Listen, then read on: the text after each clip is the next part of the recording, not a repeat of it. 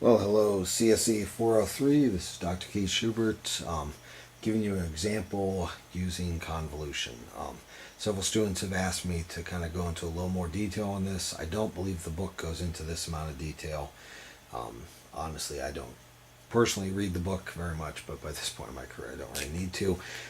You should, however, because when I went through, I did read the book and actually several others. So please do keep up on your readings. But very often this is much more of getting into EE type topics.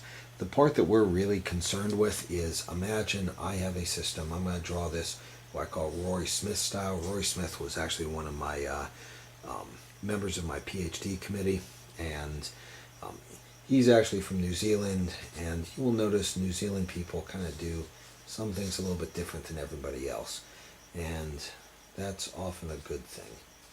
And so he always would draw his pictures backwards. Now, if you've ever looked into a book, they usually show the inputs coming in from the left, going into a system, and coming out on the right. He would always draw the inputs coming in from the right-hand side, going into the system, and coming out on the left. And the reason why he would do this, right, inputs goes into system, comes to output, is now write the equations. That's y of t is equal to h of t convolves with x of t. If you notice, it's just beautifully symmetric. Does it work either way? Of course it works either way. It's just a little bit nicer this way. So thumbs up to Roy Smith for a cool way of looking at the problem. Now, we want to take this. This is what convolution is. We're just saying it's an input going into a system where this is the impulse response, right? You just hit it and see what it outputs, and that's h of t. And then we convolve a more complicated input with it and find out what its response to that is.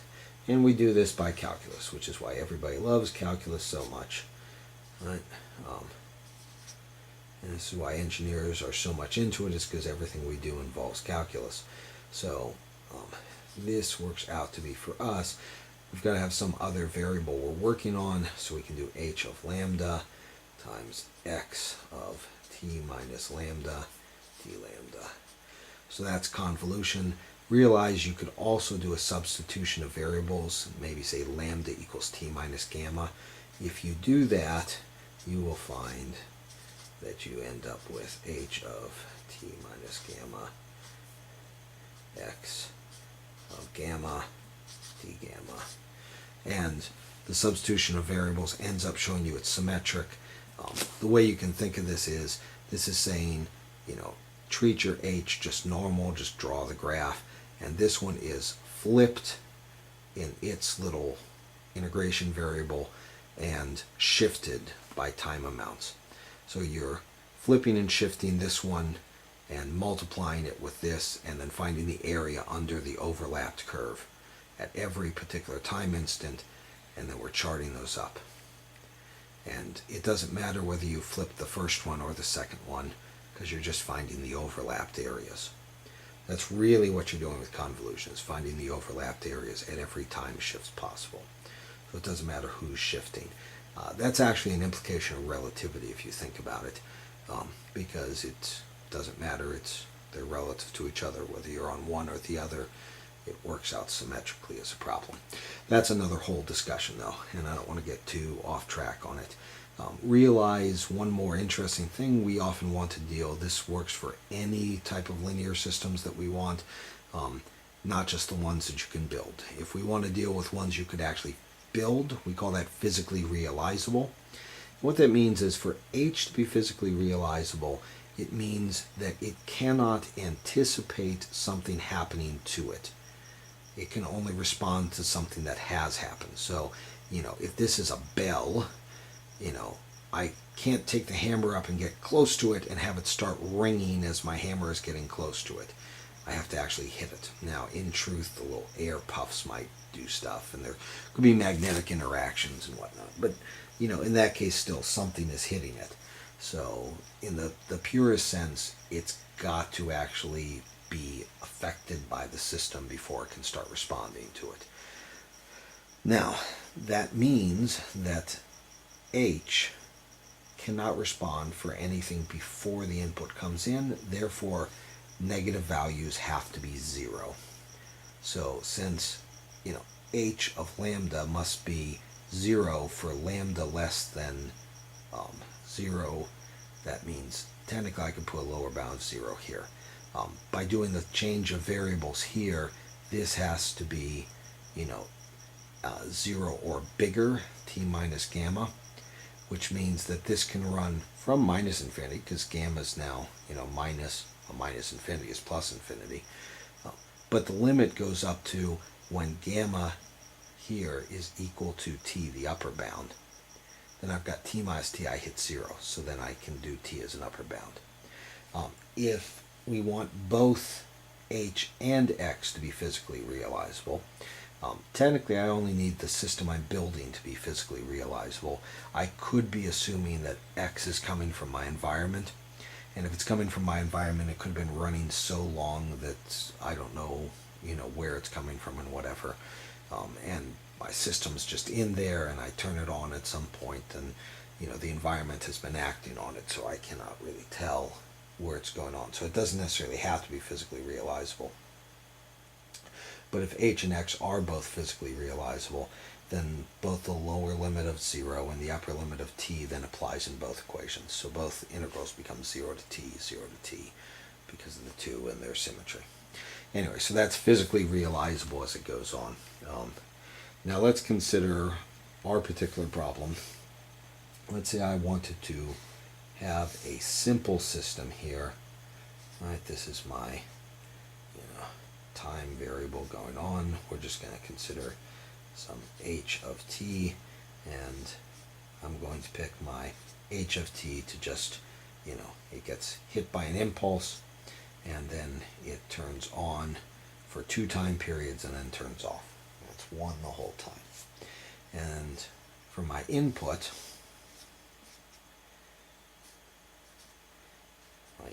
x of t, I'm just going to have it turn on at time 0 and just stay on forever and ever. So this means that h of t, it turns on at 0, so that's u of t, and that turns off at 2. So it turns off minus u, t minus 2. And then this one, x of t, just turns on at 0. U of t. There we go. So that's my 2 functions I'm going to deal with. Now, grab another piece of paper as I rapidly destroy all of my wife's printer paper.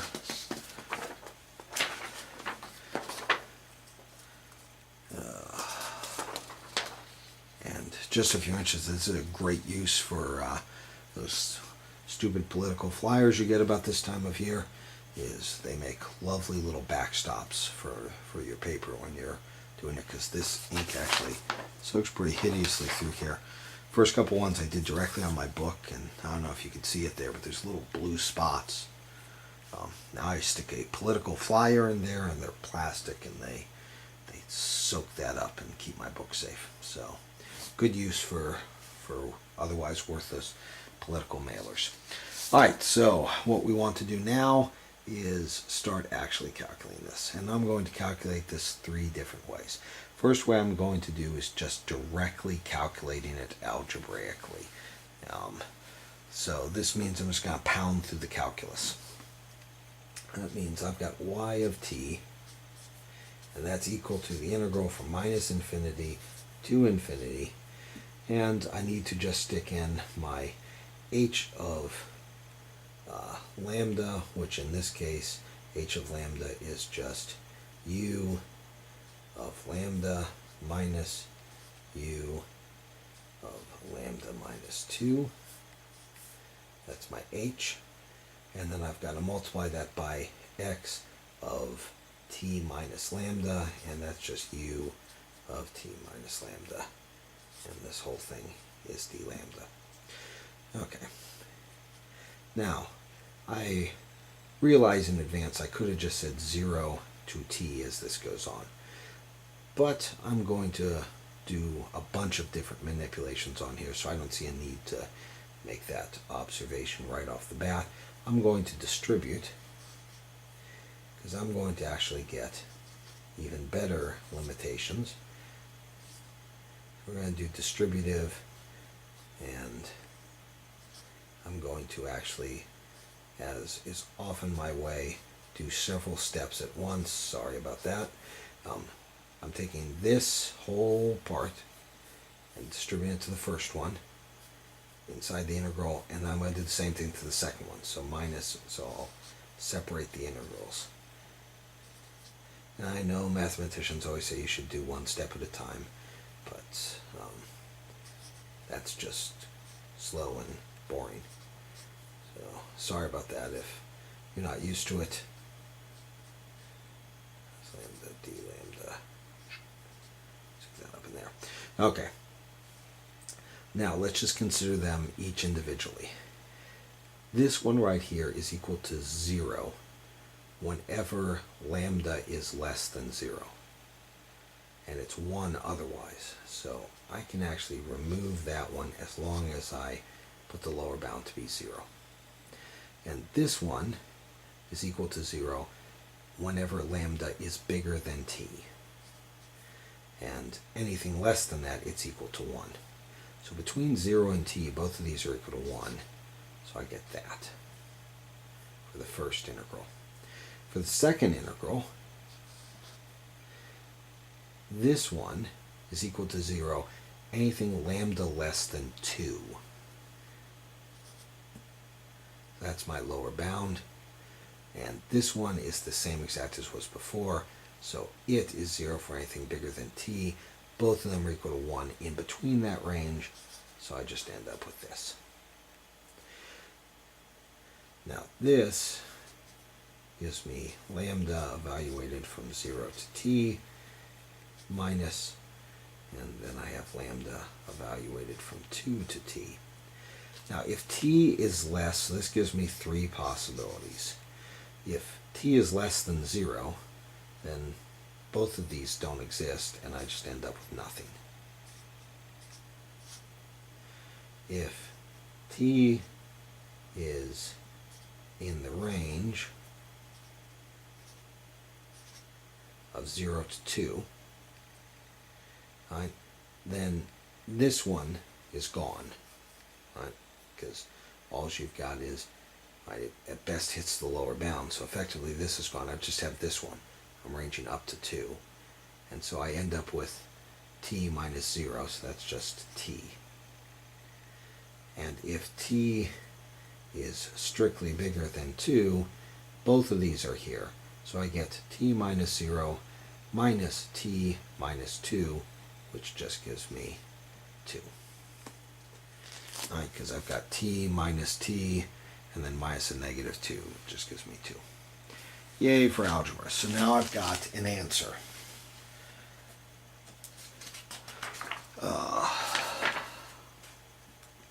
So algebraically, that is how we solve it. Now, the joy of it being a little bit warm. Skin sticks. Okay, so now let's move on to the next part of this. Now we want to solve this same problem, what I think is a much easier way, which is kind of graphically. So what we do is we just start out by drawing our lovely little variables. This is our lambda variable now, and my h goes from 0 to 2. So this is my h on here. And then I've got several different cases that could happen. T could be less. So that would be my x, and that's my h. There's no overlap. So if this is the case, I get nothing. I could have t be somewhere in this range. This is my overlap. The area of that overlap, height 1, width 2, or width t. So if t is in the range of 0 to 2, then it's got to just be 1 times t, the area. That gives me t. the other possibility, or third possibility that could go on, here's my lambda. I run 0 to 2. It's possible that t could be over here somewhere. The overlap is that whole region, and so that just means it must be area 2. So if t is bigger than 2, then I get 2. If t lies between 0 and 2, it must be t. And if t is strictly less than 0, then it must be 0. And that is exactly what you got over here, but I think with a heck of a lot less work. So graphically, that is a lovely way of solving this whole problem. Now, the final method is the method that we do in class all the time. And the reason why we do it is because, honestly, it reduces everything to algebra. And if you did calculus all the time, then these other methods might help you out under certain circumstances, which is why EEs usually worry about it. CEs don't do this so much. So it's good to just know the generic sledgehammer in that case. What we would do is we would take this and say, hey, let's just get the Laplace transform of our problem. And in our case, that works down to look like this. Right? Convolution just becomes multiplication in the Laplace domain. Our h of s is just, right, u of t becomes 1 over s. And u of t minus 2 becomes, so I've got minus u of t minus 2. The u of t is still the over s, and my minus 2 gives me a minus 2s. And then x of s is just u of t again, so it's 1 over s. Now, the whole thing has 1 over s, so I end up with a s squared on the bottom, and I have 1 minus e to the minus 2s. You might think that looks ugly, but it's really not a problem. What I've got is 1 over s squared minus e to the minus 2s over s squared. And so we see this one right here. This is, right now we just say directly transform it. We go right back to y of t. 1 over s squared is t. If you look this up, it's t u of t. And if we look this one up using our properties and the same thing, I will get minus t, but it's got a shift, so it's t minus 2, and u of t minus 2. And I submit to you this is the same answer. And here's how you can see that. This is just a t u of t. So both of these ones are 0 if t is less than 0. So it's equal 0 that whole time. This one is 0 up until it's 2. So, when t is less than 0, the whole thing's 0.